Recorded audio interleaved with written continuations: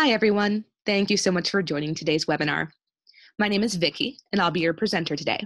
I've been working in the marketing industry for a number of years now, and my favorite thing about working in marketing is the fact that I get to help small to mid-sized business owners maximize their success. So that is the spirit behind this webinar and all of the trainings that I do. Today's webinar is titled Must Know SEO Info. We're going to go over the secrets to maximizing your company website's Google search ranking.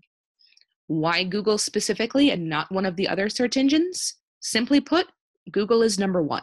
It's the one that people go to most often when they have a question and they look to the internet for an answer. So much so that Google has become part of our daily vernacular. Much like a facial tissue is called a Kleenex, searching for something on the internet is called Googling it.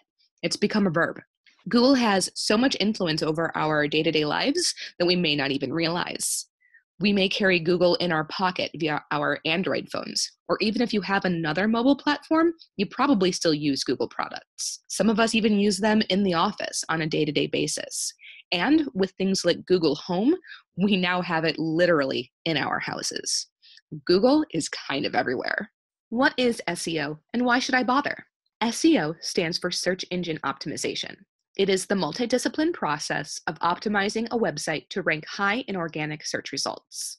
Sounds a little technical, but we'll break it down. Multidiscipline simply means there are a number of factors that go into it. It's not a one-shot deal. Organic search results means not paid. If you think back to the last time that you searched for a product on Google, the first couple of results were probably sponsored or ads.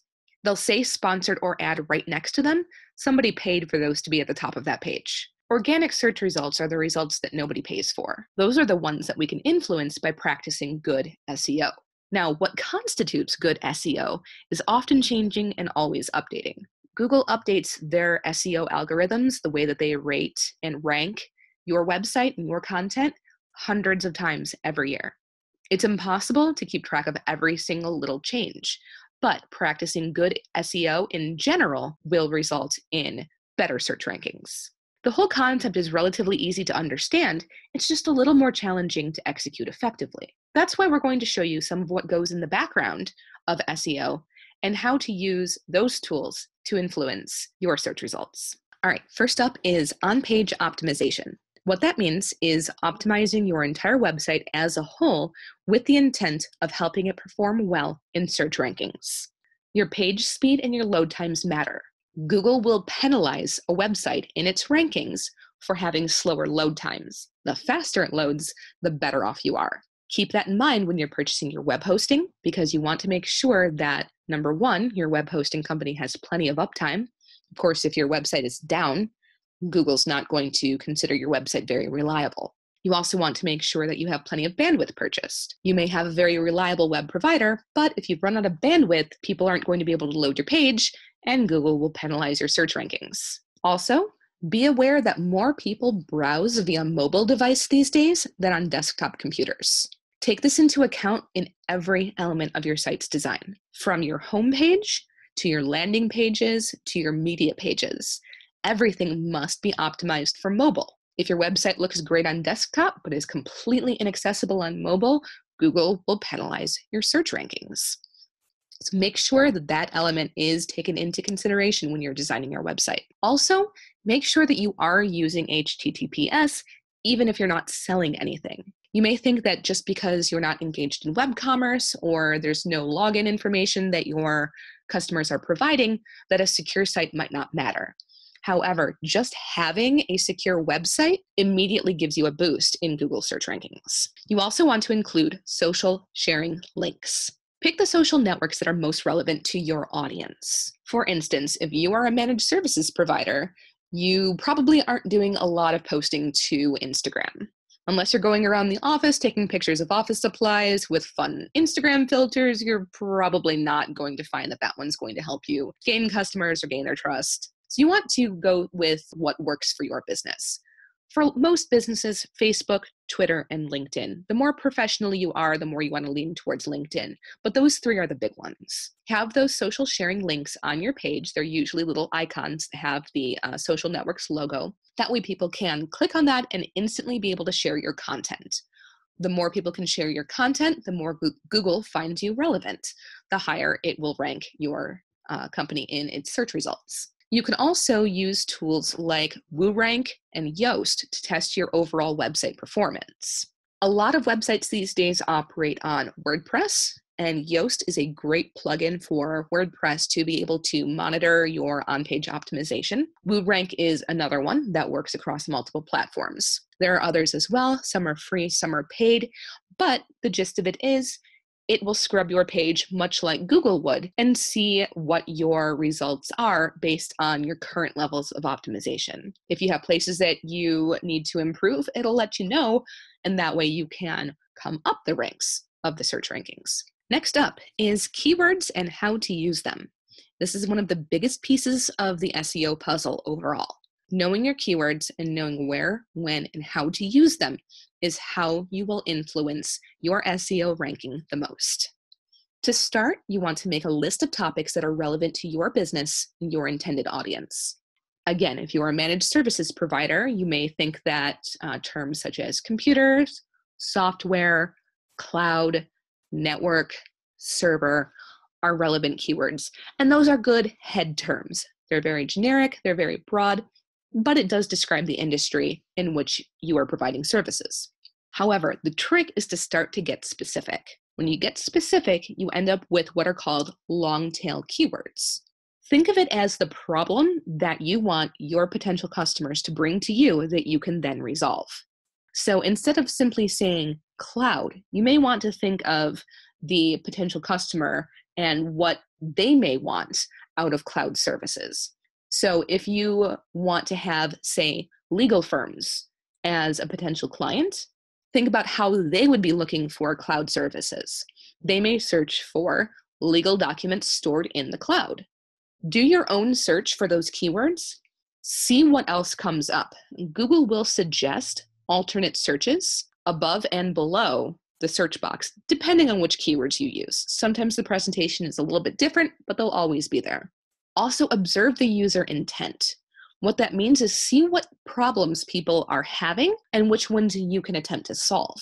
The more problems you can solve for your ideal clients, the better that you are going to be at being the authoritative answer for a wide variety of your intended clients' issues. You can also scope out the competition's keywords. There are tools that will do this for you. They're usually paid tools, so you do have to put some money down to be able to use them. However, you can kind of do it on your own by going to your competition's website, looking at what they're putting out. Look at their media, look at their main page, see what types of headlines they're using and what sorts of phrasing they're using. You can use those to do a little investigation of your own by putting those things into Google, doing the search and seeing where your competition ranks. If you think you can outdo them, go ahead and use those keywords as well. You want to make sure that you are using your keywords within the first 100 words of your page. When I say your page, I mean whatever page you're using, whether that's your main page, whether it's a blog post, whether it's a video. And yes, even if it's a video, you still want to have copy on that page and include your keywords. The first 100 words are what are ranked more heavily when Google does its scrub of information from your web page. So that's where you want to get those specific long tail keywords. You'll also want to use them throughout the rest of your page, but don't keyword stuff. When I said before that it's a bit of an art as much as it is a science and finding that balance, this is what I'm talking about. If you overdo the keywords, Google knows, and they will know that you are trying to game the results, and they'll actually penalize your search ranking. So find the sweet spot, don't overdo it, and find different ways to phrase things as well. Up next is headers.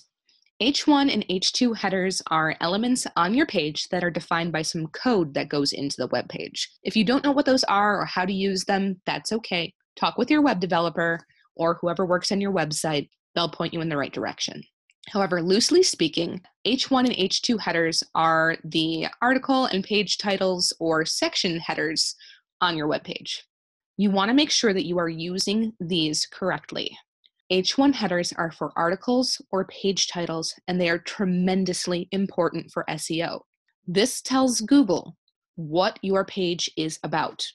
This is where you want to use those well-constructed long-tail keywords. Think of the question that your potential customer is asking, even if it's not phrased in the form of the question.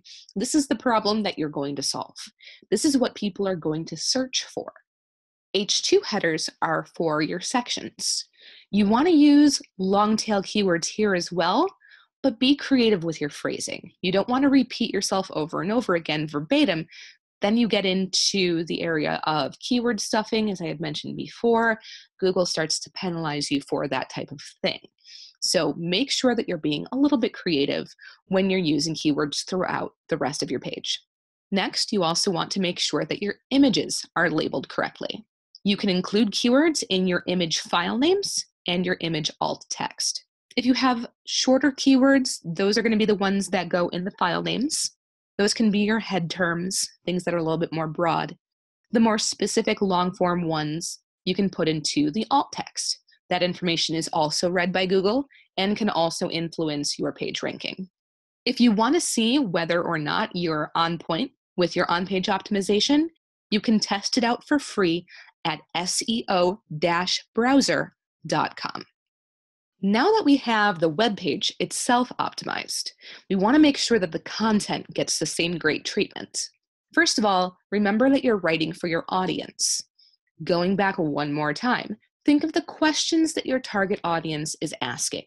Let those keywords be your guide. If you phrase them as a question, it might be easier for you to determine what your authoritative answer is. You don't always have to do it as a question, but think of what people are going to be searching for.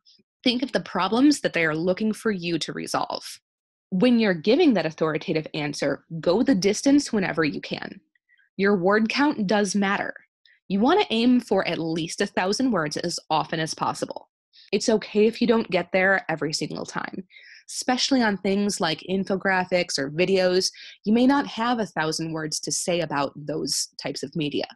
Don't sacrifice quality for word count. If you don't have the words to say, don't say them. That said, many industries will need more quality content to compete online. What this means is that if there's a lot of competition for a certain service, you're going to need to step up your game when it comes to content creation.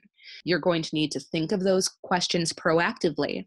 You're going to need to come up with answers that are creative and are better than what the people around you are putting out. It can be difficult, for sure, but you can always take it back to the earlier steps to reevaluate what questions your potential customers have and how you can be the best, most authoritative expert in answering them. Mix it up. Share more than just written articles. A lot of people get into the habit of just writing blog posts and spitting out a lot of blog posts, which can be great. Those blog posts stay around for a long time. If you have a really deep archive, that does show that you are consistently putting out content, which can increase Google's confidence in your authority. However, there's way more out there than just blog posts. So don't neglect your other options. For instance, you can repurpose your best old content, a blog post that performed well, an ebook that was downloaded a lot, into a new format. You can take that ebook and write an article about it. You can take an article and create a video about it. You can take a video and do an infographic about it. Mix it up, keep it fresh. It doesn't matter if the information itself is tried and true. There's very little that's brand new out there on a day-to-day basis. That doesn't mean that you can't be creative and present it in a new light. Now that you have great content, make sure that you're writing great meta descriptions. Meta descriptions are the flavor text that shows beneath the link in a search result. If you look at the graphic that we have on screen, you can see a few examples. Everything that's highlighted in yellow is the meta description. The one at the very top is very warm and very conversational, whereas the second one is just full of a bunch of keywords. So you can kind of see the difference and you can see what sort of influence a meta description might have. Google does state that the meta descriptions are not a ranking factor. There is some dispute on whether or not it actually does have an influence, and whether or not it has an influence today has no bearing on whether or not it may be an influence in the future. Like I said, things change. However, the text that shows in the SERP, which is the search engine result page, can compel people to select your search result. If it gives you an edge, why not use it? It's right there. It looks nice. It's easy to do. All you have to do is write conversationally and aim to catch the viewer's attention. There's a 300 character max limit, so it's not a lot to write. You do want to make sure that you're using it on every single page of your website. People may use a search term that pops up on a blog article that isn't necessarily one of your most popular pages. However, if you have a meta description on every single page, they'll get a good feel for what kind of content to expect on the rest of your website. You can try plugins like Yoast, which I mentioned earlier, if you're running WordPress, for assistance with writing great meta descriptions. It'll actually rank the meta description for you and tell you right there in the plugin whether or not it's going to be something that is a positive influence for your page. All right, moving on to links and how to use them. You may say, hey, I know what links are. We don't need to define those. Well, there's a couple of different kinds. There's internal linking and there's external linking. Internal links is links to other pages, articles, or media within your own site. If you are truly the authority in your area of expertise, one article that you write will probably reference some other information that you have elsewhere on your page. Try to get 2 to 3 internal links per page. One, it proves that you really do know what you're talking about, and you've known what you're talking about for quite some time. 2, and more importantly, it gives reason to people to stay on your site. It's going to get them to click through to other pages. They're going to stay there longer. Click-throughs and time spent on page are very, very important for your search ranking.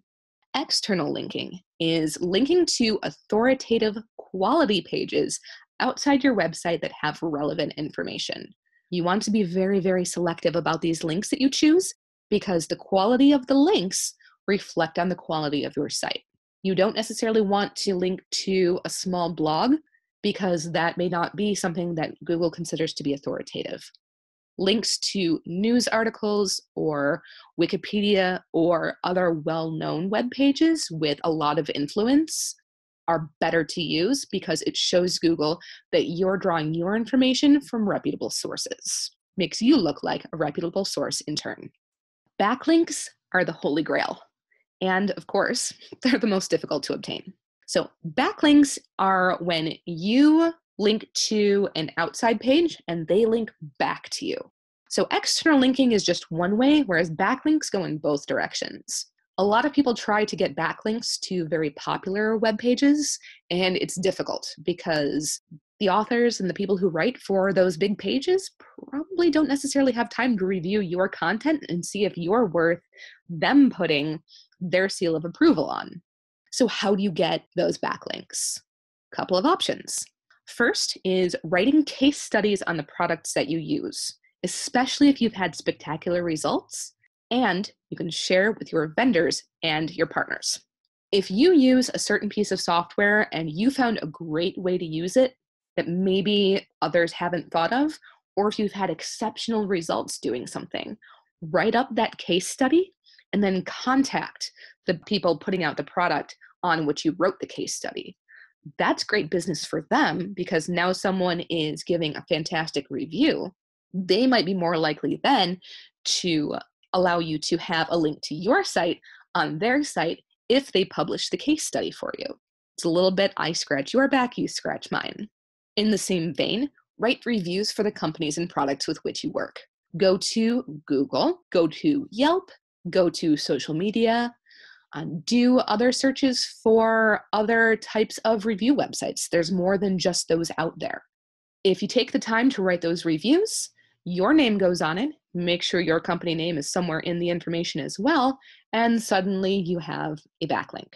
Those types of things require you to maybe put a little bit of pressure on the other person. It depends on them being responsive to what you're giving them. Another good way to do this is to build genuine relationships, both online and off. Whether this is with customers, clients, whether this is with vendors with whom you are the customer or the client, or if it's with someone in your immediate community. This can also include the media. If you become someone that they know and they can trust, they're going to be more likely to put your name on something when they need to give information on a topic they know that you're the expert on. You could also volunteer to speak at groups in your area. whether it's Chamber of Commerce or if it's educational groups or even hobby groups that you might be interested in. Volunteer to give talks at those groups, whether it's on something that is directly involved with your business or something that's only tangentially involved. Getting your name and your face out there, building genuine relationships with people will build that trust so that they will be more inclined to give recommendations to you and to put that information on the internet where they can backlink. Now we're starting to talk about how to gain an edge. What can you do that's going to put you over the top? First up, reviews, reviews, reviews. Positive user reviews influence SEO ranking. Some people will claim that it doesn't. The evidence says otherwise. Google Business and Yelp reviews are the most popular and the most widely used. But as I alluded before, they're not the only ones out there. Do a search for your business type and your location to see if anybody's using any other review sites. There are some that are geared more towards homeowners. There are things like Angie's List. You never quite know what other websites in the area that people might be using. There's also a newer website that people have started to use. It is called Nextdoor. It started as just a social network for neighbors in different neighborhoods to have a closed social network that you could only be invited into. But it's opened up to communities, and it also does have reviews of local services. So make sure that you are checking to see what people in your area are using. It's okay to ask happy customers to leave a positive review, and in fact, we encourage you to do it. Whether you give them some sort of incentive or just say, hey, if you liked what we did, if you liked our service, if you liked our product, can you give us a review? A lot of times if people had a really good experience, they want to tell other people about it. Sometimes they just need a reminder to go do it. Sometimes they just need to know, where you prefer to have a review left. Go ahead and make that outreach. Just don't nag people about it. Again, it's all about balance. It's okay to ask. Next, location, location, location, and other ways to be relevant. Don't forget to include your location in your keywords, especially if you are providing services mostly to local clients. Make sure that you're including your city, your surrounding area.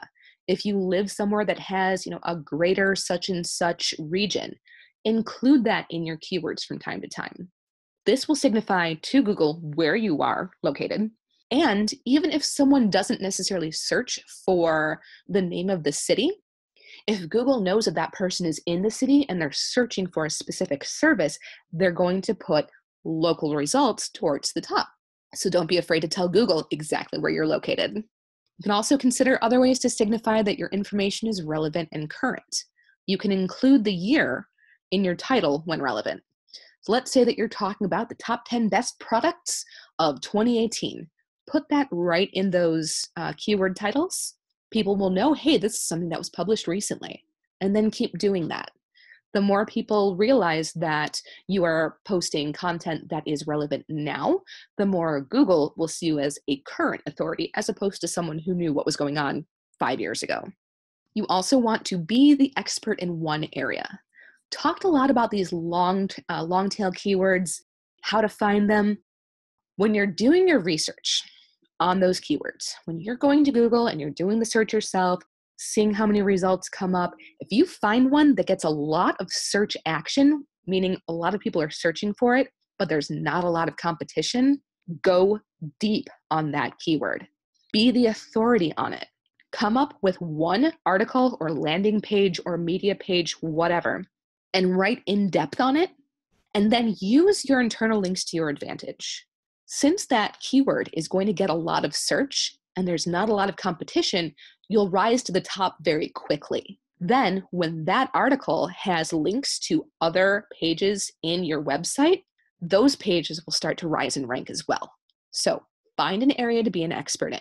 It's not easy to do, and you may have to get creative, and you may be surprised what area you might be the expert in. Got a tool that we'll talk about in a minute that will give you a little bit of insight on that. Optimize for mobile. No, really. I'm repeating it because it is worth repeating. The percentage of non-desktop searching is only going to go up. Everybody has smartphones these days, just about everybody. And a lot of us keep our smartphones close at hand, way more than we probably should. I am guilty of that. I am not judging anyone. That said, even though I have a great desktop computer, I have a great laptop computer, I find myself doing a lot on my phone, even when I'm at home. And then when I'm not at home, of course, I have my mobile device. That's often when I'm looking for local services. So any web page that I try to visit that has mobile website that I can't navigate on, forget it. They're not getting my business. So want to make sure that you are reaching people where they are, and that's on their phones. All right, going to talk about voice search. Everything that we've talked about up to this point are tricks that are tried and true to benefit you today. This is going to be the number one tip that's going to benefit you in the future. More and more, we are inviting these AI assistants into our homes, whether it's Google's product or if it's Amazon's Alexa. We have these devices now in our homes, even activated on our phones, where we can talk to them, ask them questions, and they're going to give us results. The results that they get if we're asking them for local services is going to be Google search results. So the number one thing that's going to set you apart in the future is the ability to have your web properties appear in voice searches. What you need to do is think of the questions that people are going to ask via voice search and then answer them. So for instance, if I am looking for dry cleaners in my area and I ask that of my Amazon Alexa, it's going to give me the first results, the most relevant result. If you can manage to be the most relevant result, people aren't going to go on to the next answer. They go, okay, that's the top result. That's where Alexa is sending me. I'm good to go. So the biggest factor in this is going back to location, location, location. Make sure that when you are talking about services and elements of your business that are relevant to local people, businesses, whatever, that you are including your location in your keywords. All right, I had mentioned a minute ago about a great tool to use that's going to give you some insight into those highly specialized keywords. The answer to that is Google Search Console. Yep, we're going to use a Google product to learn more about a Google product. Google Search Console provides great insight into how your site is performing in Google search. It is a free tool. You do have to go through some steps to enable access to it, but overall it's fairly user-friendly. There are a lot of features within Google Search Console, but the biggest one that is going to help you in this context is the ability to see which keyword searches on Google led to your site being listed in the SERP. Again, the SERP is the search engine result page. And you also can see the click-through rate of those listings. This is going to tell you what people are searching for, when your result is coming up in that search, and how often they're clicking on your link as opposed to someone else's. This information is worth its weight in gold. This is where you are going to want to keep an eye on those search terms, see how people are getting to you, see where you would think that people would be finding your website and they're not. Find those gaps, find those places of influence, and use them to your advantage. There are a couple other tools as well. There is SpyFu, which is a program that lets you spy on your competitors, see what keywords they're using, and how well their site performs. I alluded to this earlier as well. I did say that you can kind of do this manually by just observing their websites and seeing what keywords they're using in their headers and whatnot. But this tool will do it for you. It does cost a little bit of money. You are going to have to pay them for their service. But if you are really looking for that competitive edge, it's available for you. There's also SEMrush, SEMrush, also provides some valuable insight into the world of search. It will give you your competitors' best keywords. It will help you find competitors you didn't even know you had. It will start to show you even what kind of money that your competitors are spending on their advertising or on their search engine advertising, if your competitors are doing that. You can see lots of information, not just from your competitors, but also from top publishers and advertisers. You can also evaluate some of the links that you use. Basically, this is a product that if you are watching this webinar and you're like, I am all in on SEO, this is a tool that you are going to want to purchase for yourself and your business. It is a great resource and it's one of the best out there. Definitely recommended. You can also utilize other great resources, that are out there that are not necessarily tools that will analyze your website. Neil Patel is a fellow who has a website that gives daily information on SEO and general search topics and a bunch of other marketing type topics. You can see we've got his lovely picture there in the corner. He's very pleasant to listen to. He presents things in a very digestible way. He's great for those who really want to get more in depth on a specific topic. There's also moz.com. Has lots of information on businesses wanting to get more from their SEO. Wealth of articles that you can read through and find out more in-depth information on any specific topics that have interested you. And there's also Search Engine Journal, which is another great site with free SEO resources, lots of articles to read and ways to get some more information. Moving on to advanced SEO. So this is going to be some of the what's new, what's really behind the scenes. This is going to be the good stuff that some of you may have been waiting this whole time for. So first off, schema.org. Schema.org is the website that documents the work that a number of different entities have done in defining a language, the schema, for the code that goes into websites. Now, if code that goes into websites sounds way too complicated for you, it's not that bad. A lot of it are maybe pieces of information that you've already seen before. What they're doing is going through and defining the best use terms. If you're familiar at all with HTML, there was, back in the old days, a number of different ways that you could go about doing any specific task, whether that's displaying an image or loading a web page. There were different ways of doing it. The problem with there being different ways of doing it is that there were also different browsers that had different ways of displaying things. So a website that looked great in Internet Explorer might have been completely non-functional in Netscape. So as the internet has grown up, a lot of these larger entities have banded together to write a definitive list of codes that websites can use that are best practices. Some of those older code items still work, but they're outdated, and if you are, for lack of a better term, caught using them, Google will see that and say, that's not the most up-to-date practice. That's going to hurt your ranking. Google's algorithms are only starting to scratch the surface of what is possible as far as what information they're looking for and how it influences their rankings. That said, some of the neat things that you see on different types of websites are elements that have been defined by schema.org.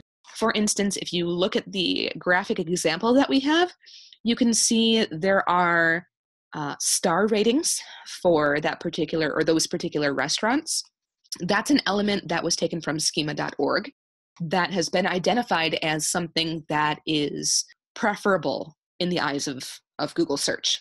So if you have those bits of code to show those reviews, Google sees that and gives your ranking a boost. There are also other ways of implementing it. You can see in the graphic that Last.fm has some bonus information on some of those tracks that's listed on that album. There are a number of different ways to do it. There's reviews, there's ratings, there's additional product descriptions. You can do things like schedules for your business. All of these additional elements that are well coded, that fall within the schema.org recommended parameters, are seen by Google as indicators that your website is modern and follows the rules that the web community at large has agreed upon, and it views all of that favorably. This is something that, since it is so in-depth and it is going to involve some coding on your website, you're going to want to talk to your website developer, or if you've outsourced SEO, you're going to want to talk to that company to ensure that schema.org elements are part of your website. Word of caution, you want to make sure that if you've already implemented some of this, that the code is compliant with the schema.org parameters. If you start using things incorrectly, Google will negatively impact your score. Another cool option is rich snippets. Rich snippets are search results that include ratings, reviews, images, video content, and more. They stand out from the other search results because the search engine has more data about the site, so it can pull some of those images, ratings, and reviews, and put it right underneath the search result, like you see in the graphic on the screen there. It is something that can be used in conjunction with some of the other elements, or it can be well used on its own. This is something that you would want to set up using the structured data found in the Google Search Console. When you find that a certain search term is bringing people to a specific blog article or media element, rich snippets may be something where you want to have that code included on those pages so that the search result is even more greatly enhanced. People also ask. People also ask is more of a feature that you should pay attention to than a tool that you can enable. It is something that only pops up with the most popular search terms. If Google gets the same question over and over and over again, it's going to put that information right up front for people to review. They can get their answer quickly. They don't necessarily have to click through to another page. Because the searchers get immediate answers, they may never actually click through to your website, so it's not necessarily something that's going to get immediate return on value. What this does, though, is it reinforces the need to ensure that your website and your content solves people's problems, answers their questions, and offers expert advice. The more expert advice that your website offers, the more that Google is going to identify that that expert advice is there from you. And if you are doing your SEO correctly, you just may pop up in the people also ask answers for frequently asked questions. It's a great benchmark to see whether or not your SEO strategy is working. It can also give you an example of a way to improve on your SEO, especially if you ask a generic question about your field of expertise and you see a competitor's answer, or you see an answer that is just from maybe a major media outlet or other source. That's an opportunity for you to go deep on that topic. The more you can speak authoritatively on those types of issues, the more you are going to benefit from the people also ask feature.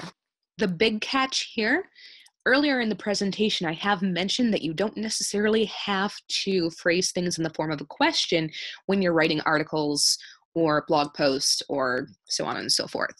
To show up in People Also Ask, you do have to specifically be answering a question. So this is where asking those questions, identifying questions that your potential clients are going to ask, and then going deep on them benefits you in SEO terms. And let's talk about social media. Social media is a hot topic. Lots of people use it, and a lot of businesses don't necessarily think that there's any value in it. However, I am here to tell you that social media does play a role in SEO, and social content will affect your ranking. When someone shares an article from your website onto social media, this creates what is called a social indicator. There is information in that link that tells Google where the poster originally found that information. It can also tell Google how many times that information has then been reshared. So these social indicators can build and grow, and the more things are getting shared, the more relevant Google will consider your content. This is why reviews from social sites do matter. If someone searches for your business name, there is a good possibility that if you have a Facebook page, that your Facebook profile could come up. Or if you have a LinkedIn company page, that may show in the search results. If those reviews are positive, that's good news for your company. That's why it's good to seek out those positive reviews on a number of different avenues. Consider also that social media channels are their own search engines. You can go into Facebook, do a search for a local business, and get a result. That's a search engine. You may not think of Facebook and Twitter and even things like YouTube as search engines, but it may not be the same type of search as you would do on Google, but you are still finding out information on a company. Neil Patel has a great article called Social is the New SEO, where he goes really into depth on this topic and how to use it to your advantage. It's definitely excellent extended reading. Highly recommend it, even if you don't check out anything else. That is one that I feel like a lot of businesses are overlooking right now. There's been some negative impact in recent Facebook changes on how successful social media marketing is for small businesses.